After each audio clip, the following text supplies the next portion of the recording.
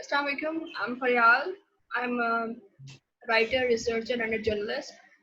As my viewers know, that I have made my channel stay relevant regarding to this irrelevant age. So my aim is to make people align with themselves and to stay relevant in every facet of their lives.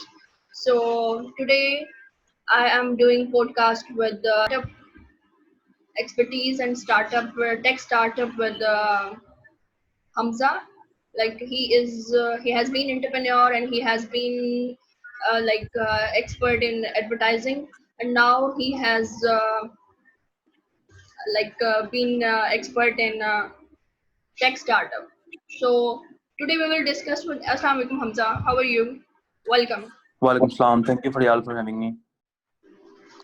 Today we will discuss with Hamza about how the in this as we all know that during this pandemic the whole scenario has changed regarding to business, regarding to jobs, and regarding to economy. So on every international forum and on any digital forum or on any forum, the people, thinkers, entrepreneurs, expertise are talking about and are making initiative about the digital startup, like digital businesses, and are making initiative on the digital setup. So we will talk about it in explain in clear in with clarity and with full discussion. वो लोग जो परेशान हैं अपने businesses को लेके और अपनी economies को लेके, especially like youth और adult भी जिसमें शामिल है, और उसमें हमारे पेरेंट्स और हमारे जो like older generation है, वो भी बहुत जो कि डिजिटल हो सकती है, जिनको like मेजोरिटी पाकिस्तान को यूट्यूब और गूगल के अलावा टेक्नोलॉजी का यूज कैसे करना है वो नहीं पता. तो इस हवाले से आज हम हमजा से बात करेंगे कि हम डिजिटल एक्सपर्ट डिजिटल वर्ल्ड में हम लोग अपने बिजनेस कैसे ऑपरेट कर सकते हैं. चाहे during this pandemic small business भी हमारे सामने आए हैं बहुत ज़्यादा, जिसमें हमने वुमेन हैं एज एन एम्प्लॉयर सामने आई हैं, बहुत ज़्यादा entrepreneurs, male entrepreneurs, young entrepreneurs सामने आए हैं with creative ideas, with their creative logos. So और पाकिस्तान जो है वो अमेरिका, यूरोप एंड ब्राजील के बाद 4th नंबर पर स्टैंड कर रहा है फ्रीलांसिंग और एंटरप्रेन्योरशिप के हवाले से, which is an incredibly positive thing. But today is my concern about those population जो कि यूज करना नहीं जानती सेल फोन भी, तो वो डिजिटल वर्ल्ड में आ सकती है और वो कैसे अपना बिजनेस ऑपरेट कर सकती है. इसके लिए आज हमें हमजा बताएंगे. Yes. Right, very interesting topic, Faryal. Let me just explain you a bit कि किस तरह से dynamics change हुए और किस तरह से जो लोग हैं वो already digital में interest ले रहे हैं, लेकिन they are not very sure about it कि कैसे करना है और कहाँ पे invest करना है, कहाँ पे invest नहीं करना, क्या skills सीखनी है. So I will try to cover all these topics ताकि जो भी देख रहा है उसको idea हो सके कि वो अगर वो डिजिटल बिजनेस करना चाह रहा है तो what are the do's and what are the don'ts. So basically before pandemic, before COVID-19, we were working with a lot of brands and we were not only focused on e-commerce. हम दूसरे भी marketing के, advertising के काम कर रहे थे, जिसमें आउटडोर मीडिया है, जिसमें ब्रांड एक्टिवेशंस हैं, जिसमें टीवी मीडिया है और डिफरेंट क्रिएटिव कैंपेन्स, क्रिएटिव एक्टिवेशंस चलती रहती थी. बट आफ्टर पैंडेमिक हमने देखा कि जो बहुत बड़े बड़े ब्रांड्स हैं उन्होंने डाउनसाइजिंग स्टार्ट कर दी है और उनके फाइनेंशियल जो हैं वो इतने अच्छे नहीं हैं. So they want be spending on advertising a lot, right. आपने पैंडेमिक में देखा होगा कि बिलबोर्ड्स तक नहीं लगे हुए थे रोड्स पे. तो लोगों ने अपने जो बजट्स थे वो काफी ज्यादा कम कर लिए और साथ में डिजिटल पे फोकस ज्यादा हो गया, क्योंकि उस टाइम डिजिटल जो था वही यूज हो रहा था, क्योंकि लॉकडाउन था, कोई और एक्टिविटीज हमारी है नहीं, तो सारा दिन हम YouTube, Google, Facebook, Instagram use करते हैं. तो इनके जो स्टैट्स हैं ये काफी ज्यादा बढ़ गए. जो एग्जिस्टिंग ई-कॉमर्स स्टोर्स थे they were already doing fine, but बहुत ज्यादा एज मिला, बहुत ज्यादा उनकी जो सेल्स हैं वो बढ़ गई. इवन कुछ ई-कॉमर्स स्टोर्स कोलैप्स भी कर गए क्योंकि उनकी इतनी कैपेसिटी ही नहीं थी. वो इतना एक्सपेक्ट नहीं करते थे कि इतना ज्यादा हमें रिस्पांस मिले. मेरा यहाँ पे आपसे क्वेश्चन है कि जो जिन पे कैपेसिटी नहीं थी और जो कोलैप्स कर गए, तो हम्म किस वजह से ऐसा हुआ है? काइंडली आप ये व्यूअर्स को बताएं। राइट। सो बेसिकली होता क्या, हमारा पाकिस्तान का जो ई कॉमर्स है उसमें ज्यादातर लोग जो हैं वो ज्यादातर लोग जो हैं वो चाइना से अपनी ना प्रोडक्ट्स मंगवा रहे होते हैं। वो लोकल मैन्युफैक्चरर्स पे ज्यादा जो है वो डिपेंड नहीं कर रहे होते, which is a wrong thing, क्योंकि अगर आप पाकिस्तान में भी अच्छे मैन्युफैक्चर ढूंढो तो मिल जाते हैं। तो जब वो चाइना से मंगवा रहे थे तो उन्होंने एक यू नो एक इतनी क्वांटिटी मंगवा के रखी हुई थी कि यार उनका 1 महीना 2 महीने गुजर जाए, ताकि वो खत्म हो तो फिर वो और ऑर्डर कर दें। तो वहां पे हमारा जो यू नो इम्पोर्ट एक्सपोर्ट है वो बंद हो गया। ठीक है, तो लोगों के पास स्टॉक ही नहीं था। ठीक है, कुछ लोगों के पास स्टॉक नहीं था, कुछ लोगों के पास, कुछ लोगों की वेबसाइट्स जो थी वो अपडेटेड नहीं थी। उनके ऊपर जब ज्यादा यूजर आए वो वेबसाइट्स क्रैश कर गई, वो सर्वर्स क्रैश कर गए, टेक्निकल प्रॉब्लम्स आने लग गई। कुछ लोगों के पास कस्टमर सर्विसेज के इतने लोग नहीं थे। Hiring is a very painful process in Pakistan. तो कुछ लोगों के पास सिर्फ कस्टमर सर्विसेज की ही कैपेसिटी नहीं थी कि वो इतनी ज्यादा क्यूरीज जो हैं वो हैंडल कर सके। मेरे कुछ क्लाइंट्स ऐसे थे जिनको दिन में हजारों क्यूरीज आ रही थी। हम उनकी जब कैंपेन्स रन करते थे डिजिटली, लेकिन उनके पास एक या दो लोग बैठे हुए थे for customer services. So it's not practically possible for 2 or 3 people to manage thousand of queries daily. यहाँ पे कोलैप्स आया। ठीक है, तो ये एक और जो सबसे इम्पोर्टेंट पॉइंट था वो लॉजिस्टिक्स का था। लॉजिस्टिक कंपनीज कोलैप्स कर गई। लॉजिस्टिक कंपनीज के जो थे डिलेज बहुत ज्यादा होने लग गए, डैमेज बहुत ज्यादा होने लग गया, क्योंकि इस उसको प्रिपेयर नहीं था ना। ना टेक्निकल टीम जो थी वो प्रिपेयर थी, ना कस्टमर सपोर्ट वाले प्रिपेयर थे, ना जो हायर मैनेजमेंट है उन्होंने सोचा था कि यार एक दिन हमें 50 ऑर्डर आ रहे हैं और अगले दिन हमें लेट से 200 या 500 भी ऑर्डर आने लग जाएंगे, तो it's a disaster for them, right.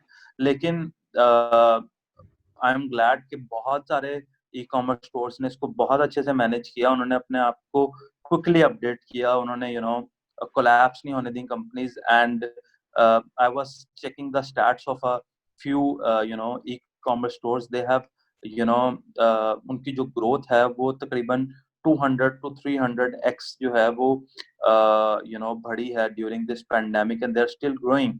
उसके साथ साथ कुछ लोगों ने अपनी जो लॉजिस्टिक कंपनीज हैं उनके प्रोसीजर्स बहुत अच्छे कर दिए, उन्होंने पेमेंट्स के स्केड्यूल बहुत अच्छे कर दिए, और इससे एक इंडस्ट्री को बूम भी मिला है। और आपको मैं एक इंटरेस्टिंग बात बताता हूँ कि जब ये मार्च में लॉकडाउन हुआ तो मुझे ना कुछ क्यूरीज आने लग गई। मुझे एक क्यूरी आई उस बंदे का, अनारकली लाहौर में एक बहुत पुराना और मशहूर बाजार है, वहां पे उसका अच्छा खासा बुटीक था जिसका एक अच्छा खासा रेंट था। So he contacted me and he said कि मुझे ना ऑनलाइन पे आना है। मैंने कहा ठीक है, यू कैन डू दैट। तो उसको हमने पूरा ऑनलाइन का प्रोसीजर समझाया, and he actually came on the online. 1 महीने के अंदर अंदर ना उसको सारी चीजें उसकी सेटल हो गई। और ईद पे जब ये थोड़ा सा लॉकडाउन ओपन हुआ था तो वो उसने मुझे कॉल करके बताया कि हमजा भाई मेरी ऑफलाइन से ज्यादा ऑनलाइन की ज्यादा सेल्स थी, जिसमें मेरा ख्याल है 1 या 2 महीना हुआ था उसके ऑनलाइन स्टार्ट हुए। तो उसका रीजन क्या था कि वो बंदा जो था उसने उस चीज को उस टाइम समझ लिया, उस टाइम उस चीज पे उसने इन्वेस्ट कर दिया, उसने काइंड ऑफ रिस्क लिया, because someone who is been running a retail store for a quite like 10 15 years, उसके लिए एकदम ऑनलाइन पे आना जो है वो बहुत एक उसके लिए एक बहुत रिस्की काम था, लेकिन उसने उस टाइम रिस्क ले लिया and he made good money out of it. और at the end of the day उसको समझ भी आ गई कि यार इसका कितना ज्यादा पोटेंशियल है। अगर मैं अनारकली में बैठा हुआ हूँ तो अनारकली में प्रॉब्ली रोजाना 5,000 लोगों का आना जाना होगा, लेकिन अगर अब मैं ऑनलाइन स्पेस में अच्छा अपने आप को मार्केट करता हूँ तो I have potential to reach about 35 million active user of internet. तो इस तरह की भी कुछ केस स्टडीज थी, कुछ इस तरह की भी केस स्टडीज थी कि उन्होंने हमें अप्रोच किया, बट जब हमने उनको प्रोसीजर बताया तो उन्हें लगा कि यार ये बहुत महंगा है शायद। ठीक है, हालांकि देखा जाए तो एक अगर रिटेल स्टोर आप चला रहे हो और अगर आप एक ऑनलाइन स्टोर चला रहे हो तो जिसकी कॉस्ट कम है वो ऑनलाइन स्टोर है। रिटेल स्टोर की कॉस्ट जो है वो ज्यादा है। उसमें आपकी यूटिलिटीज हैं, आपके रेंट्स हैं, आपकी एचआर के मामलात हैं सारे। लेकिन उनको वो ऑनलाइन स्टोर की बात समझ नहीं आई कि यार ये होगा कैसे। अब इट आप वाज काइंड ऑफ यहाँ पे एक सवाल है मेरा, यहाँ पे एक सवाल है, it's a very incredible thing जो आपने किया है, और मतलब उनको अपडेट किया है, रेलिवेंट किया है कि डिजिटल वर्ल्ड में आना है और इस तरह से आपने अपना बिजनेस ऑपरेट करना है। लेकिन अभी आप दूसरी तरफ ये भी कह रहे हैं, जो कि मेरा भी ये सवाल है, कि मेजॉरिटी अपने बिजनेस स्टाइल कन्वेंशनल रखना चाहती है क्योंकि उसको अवेयर नहीं है कि ऑनलाइन में कैसे आना है। तो उनको हम कैसे अवेयरनेस दें? हमारी सोसाइटी में ऑलरेडी पहले इतने रिगार्डिंग टू करप्शन इतने प्रॉब्लम्स हैं, तो अभी इस दौरान ये जो लोग जब इस तरह से नहीं, आप जैसे लोग और दूसरे भी जो भी स्टार्टअप जो लोग हैं और जो एंटरप्रेन्योर्स हैं रिगार्डिंग टू डिजिटल वर्ल्ड, तो सही मायने में रेल में काम कर रहे हैं, तो आप जैसे लोग उनको कहाँ प्लेटफॉर्म दे रहे हैं, ये आप काइंडली व्यूअर्स को बताएं ताकि वो लोग आएं। और जब इस तरह के लोग जो अपने टूल्स, अपने बिजनेस टूल्स जो है वो डिजिटल वर्ल्ड में नहीं लाना चाह रहे, अपना वही पुराना वे यूज करना चाह रहे हैं, इस चीज को एक्सेप्ट नहीं कर रहे मेंटली एक्चुअली, पता नहीं ऑनलाइन जो है, क्योंकि ज्यादातर जो स्टीरियोटाइप हमारे यहाँ बात जैसे फैल जाती है कि नहीं पता नहीं ये क्रेडिबल चीज भी है या नहीं, या पता नहीं क्या है ये, या सिर्फ यूथ का ही यहाँ पे हो सकता है, हम जैसे लोग आ सकते हैं यहाँ पर, मतलब उनको इस चीज की अवेयरनेस नहीं है कि आप लोग नए स्टैंडर्ड्स के साथ, अनफॉर्चुनेटली अभी ना पाकिस्तान में कि आप लोग नए स्टैंडर्ड्स के साथ अपने इस चीज पे, आप बल्कि बिल्कुल ठीक कह रही हैं। जो पुराने जो लोग हैं वो बल्कि अपनी चीज जो उनके पास जो स्किल है, वो उसको ज्यादा बस उन फॉर्म ही थोड़ी सी चेंज करनी है।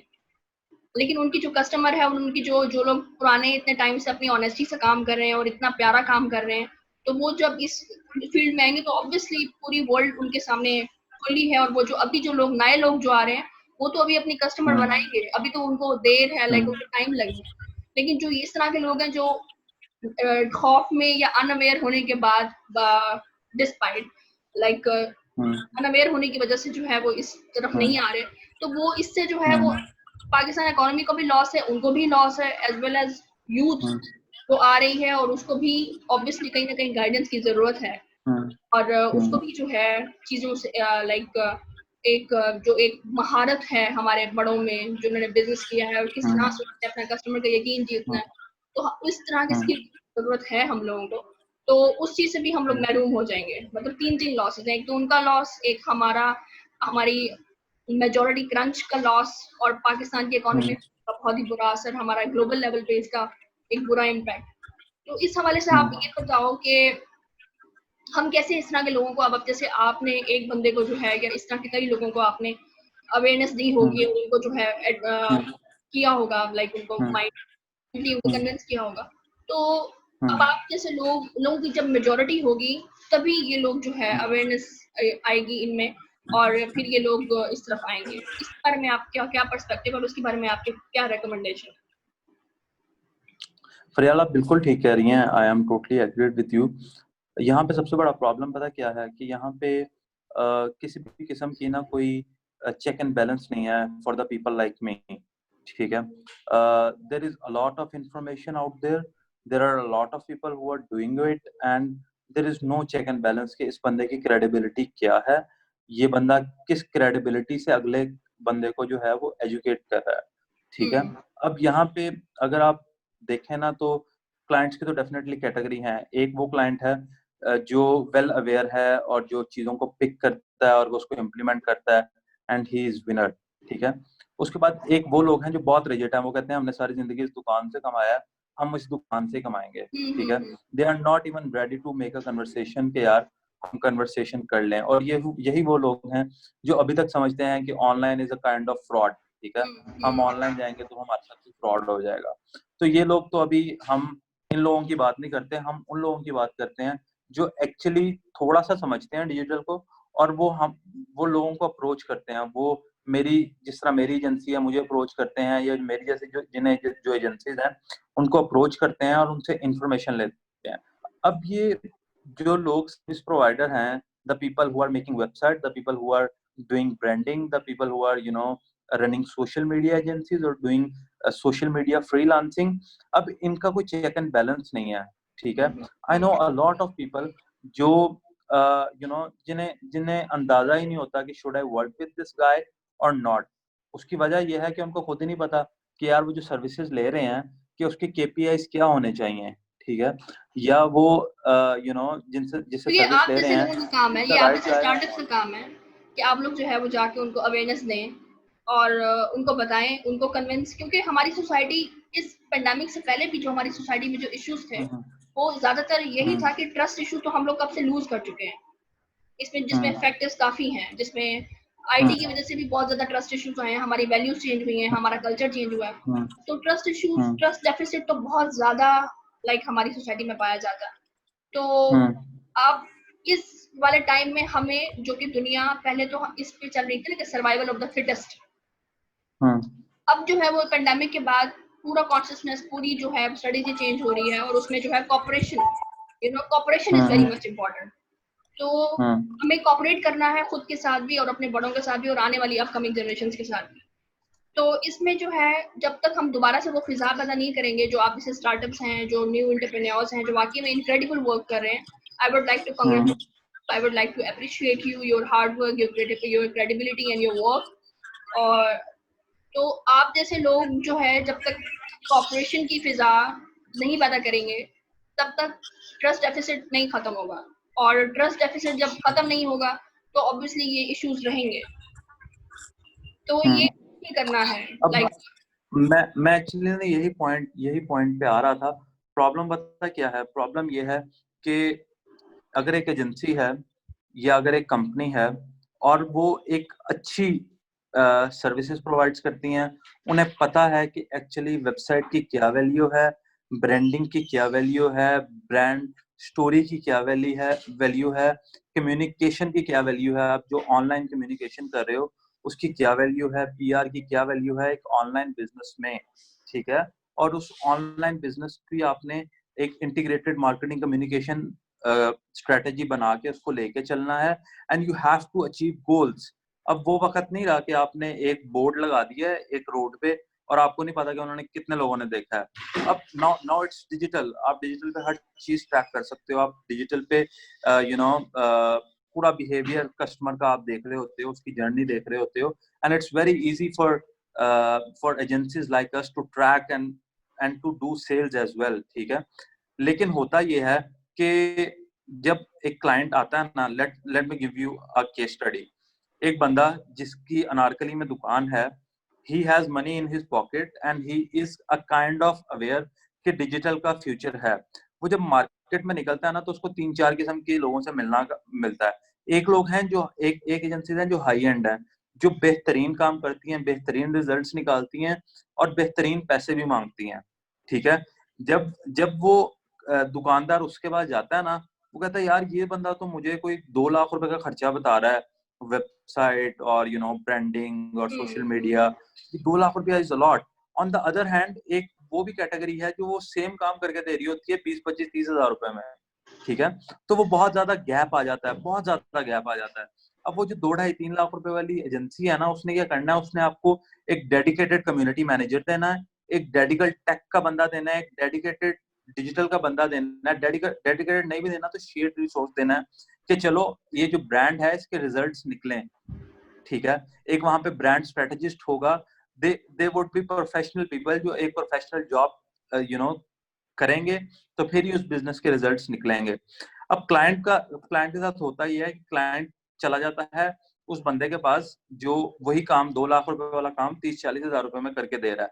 अब वो जो 30-40 हजार रुपए वाला बंदा है ना, वो भी काम करके देता है, लेकिन उसके पास वो एक्सपर्टीज नहीं है, वो he is not a good strategist, he doesn't have a good team on board, probably he is someone जो जिसको सारे काम थोड़े थोड़े आते हैं, वो वेबसाइट भी बना लेता है, वो एड्स भी लगा लेता है, he knows a bit of design as well, so उसके लिए वो 50 हजार रुपए में भी करना इज ओके, ठीक है।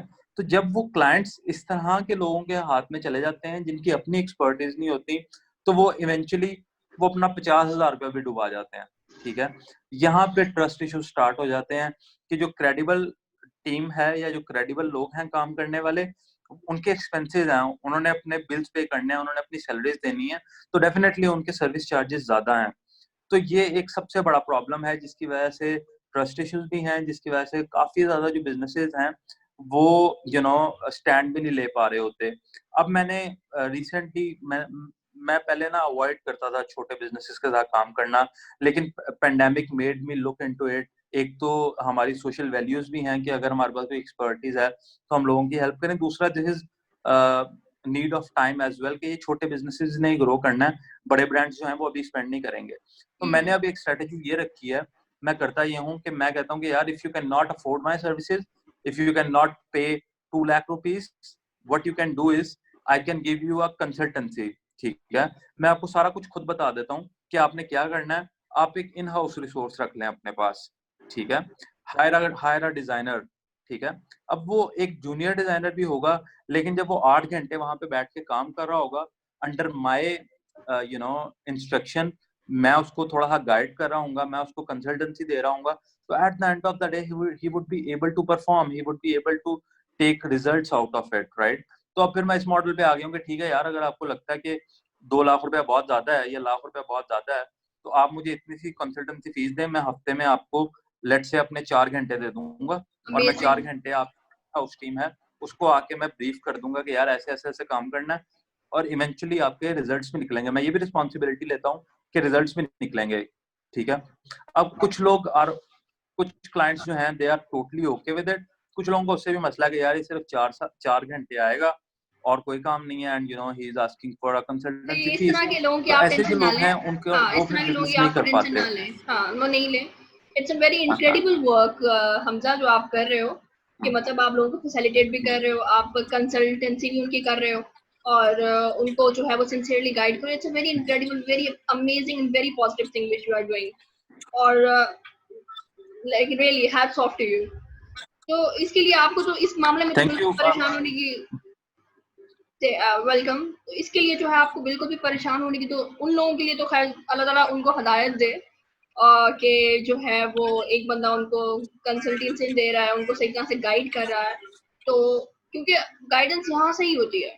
वो 2 लाख किसी और जगह पे ज़ाया कर दें, या वो 2 लाख अपने काम के लिए जो है अपने अच्छे आउटकम के लिए लगाएं, तो इसके लिए यहाँ से ही उनको और यही ये करना, अकल नहीं होनी। अनफॉर्चुनेटली वो लोग हैं, जो रिटेल में बैठ के करोड़ों का बिजनेस कर रहे हैं, ठीक है, लेकिन वो उस चीज को समझते नहीं है, वो किसी की सर्विसेज को, हमारी ये पूरी इंडस्ट्री का मसला है। आप किसी और, मेरी इंडस्ट्री के किसी और बंदे से भी आप बात कर लेंगी ना, वो भी इस चीज को एंडोर्स करेंगे कि यहाँ पे सर्विसेज की वैल्यू नहीं है, ठीक है। वो 5 लाख रुपए का स्टॉक लेके रख लेगा, वो 3 साल नहीं बिका, इट्स ओके, उसको पता है कि मेरे पास मेरा सामान पड़ा है, मेरे पास फिजिकल प्रोडक्ट पड़ी है, ठीक है। But they would not capitalist by mindset. Kind of consultancy और काइंड ऑफ इंटेलेक्चुअल वैल्यू नहीं देते उस चीज को। सो दैट्स द प्रॉब्लम, और इस बारे में भी ओवर द टाइम इंशाल्लाह अवेयरनेस आएगी, और ये लोग भी जो हैं वो कुछ ना कुछ करेंगे इंशाल्लाह। Of course they have to do it, because अब वो या उनके पास ऑप्शन ही नहीं रहेगा। क्योंकि ये कैपिटलिस्ट माइंडसेट की वजह, ये कैपिटलिस्ट माइंडसेट है कि हमने दूसरे को जो है वो सही तरह से गाइडेंस नहीं देनी। हमारे पास माल जमा रहे और वो जाहिर सी बात है ना बिके, तब भी वो हमारी एक इकोनॉमी सेफ है, हमारी पड़ा है वो हमारे सामने। तो ये वही एक कैपिटलिस्ट माइंडसेट है, और वो इस mindset, of course they have to come on this level, because the whole world shifting, कहाँ जाएंगे ये। Yes yes exactly. तो वेरी लाइक, और जो लास्ट क्वेश्चन मेरा आपसे ये है कि जो स्मॉल बिजनेसेस हैं, जैसे कि अभी आपने कहा ड्यूरिंग पेंडेमिक बहुत जो है वो उस पे आपने काफी काम किया है, वो आप काइंडली हमारे व्यूअर्स को बताएं कि वो, क्योंकि वो लोग इस जो जिनके पास अभी बहुत ज्यादा आइडियाज होंगे और वो उसको पास प्लेटफॉर्म नहीं होगा, या उनके पास हमजा नहीं होगा शेयर करने, इस पॉडकास्ट के बाद में भी आप उनको अप्रोच करें और अपनी लाइफ की जो है वो अपॉर्चुनिटी अवेल करें। स्मॉल बिजनेसेस फरियाल आप, इसमें जी जी जी जी, आप कंप्लीट कर। Small businesses according to you means इसमें क्या क्या आ सकता है स्मॉल बिजनेसेस में?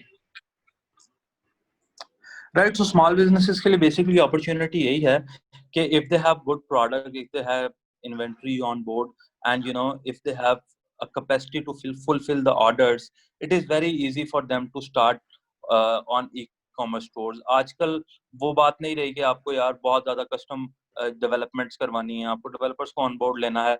अब वो प्लग एंड प्ले वाला सीन हो गया है, डिफरेंट थीम्स पड़े हैं, आप शॉपिफाई पे जाके सब्सक्रिप्शन लें, $29-30 पर मंथ है, उस पर आप खुद स्टोर बना सकते हैं, राइट? तो उसमें कोई रॉकेट साइंस नहीं रही, बट आपको थोड़ा सा समझना ये है कि जो रिटेल पे आप अपना सामान बेचना है वो डिफरेंट एक आपकी दुकान जो है वो ज्यादा अच्छी नहीं भी है ना, वहाँ पे बाहर कोई ज्यादा अच्छी एडवर्टाइजिंग नहीं हुई भी, या आपकी कस्टमर सपोर्ट ज्यादा अच्छी नहीं भी है, it doesn't matter on retail store, because retail store पे किसी और माइंडसेट के लोग आते हैं, किसी और माइंडसेट से लोग शॉपिंग करते हैं। लेकिन ऑनलाइन पे जो है वो आपकी कस्टमर सर्विस बहुत मैटर करती है, आपकी ब्रांड स्टोरीज, ब्रांड वैल्यू बहुत मैटर करती है, आप अपनी चीज को प्रेजेंट कैसे कर रहे हैं ये बहुत मैटर करता है, आपकी प्राइसिंग बहुत ज्यादा मैटर कर रही होती है, आपकी रिटर्न पॉलिसी बहुत ज्यादा मैटर कर रही होती है। So anyone who wants to start e commerce store, it's very easy for him, इतना कोई बड़ी रॉकेट साइंस नहीं है, किया जा सकता है, और स्मॉल बिजनेसेस इवेंचुअली इसमें आ रहे हैं।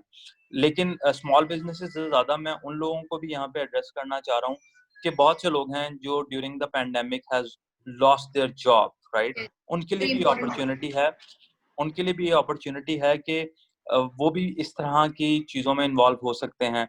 E learning is booming, e commerce is booming, gaming is booming in Pakistan, in in fact globally ये तीनों इंडस्ट्री जो है ये बहुत ज्यादा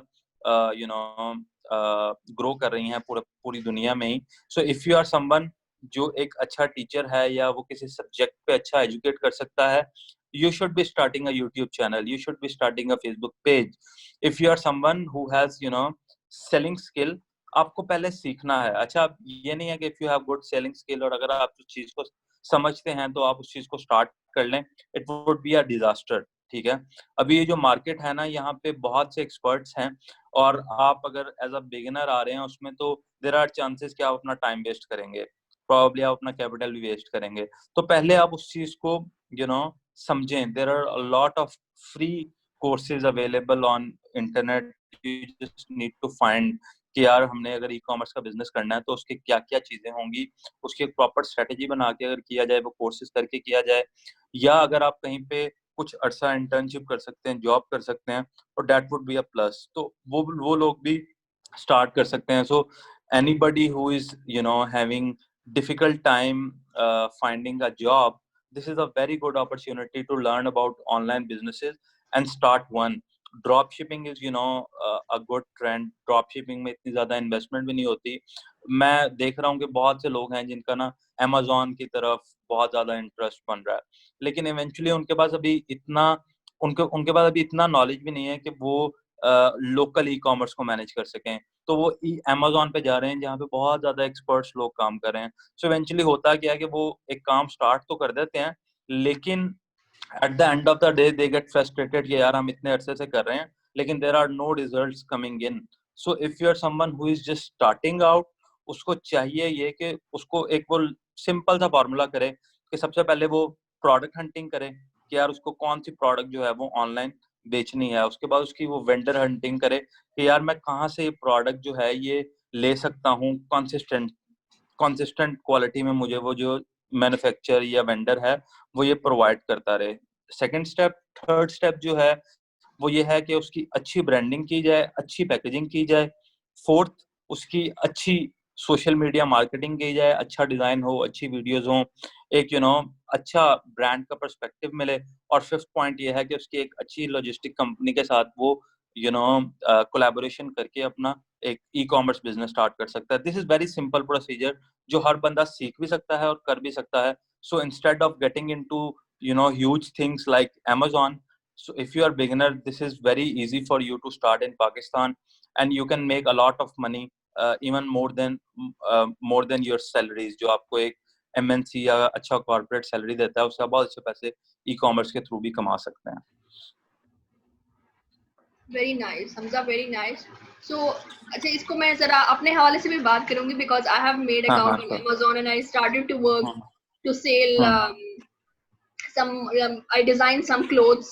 So because I have hmm so वहां पर मेरा भी यही हाल हुआ है जो कि जैसा कि आप हम्म कह रहे हो कि because I become disappointed और I just मतलब मैंने उसको बिल्कुल साइड पे रख दिया कि नहीं ये जो है ना ये नहीं हो सकता है इस तरह से। एंड अभी जो आपने बात की है कि how we can do e commerce very easily, do e commerce business very easily, it's a very incredible thing which you tell today, और इंशाल्लाह बहुत सारे व्यूवर्स को इसका फायदा होगा. मुझे तो बहुत ही फायदा हुआ है आपके thank you Fariyal, thank you so much.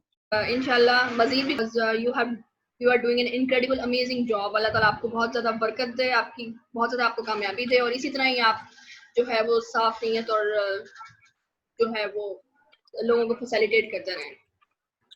Thank you so much Faryal, thank you for having me. Thank you. अल्लाह हाफिज़. अल्लाह हाफिज़.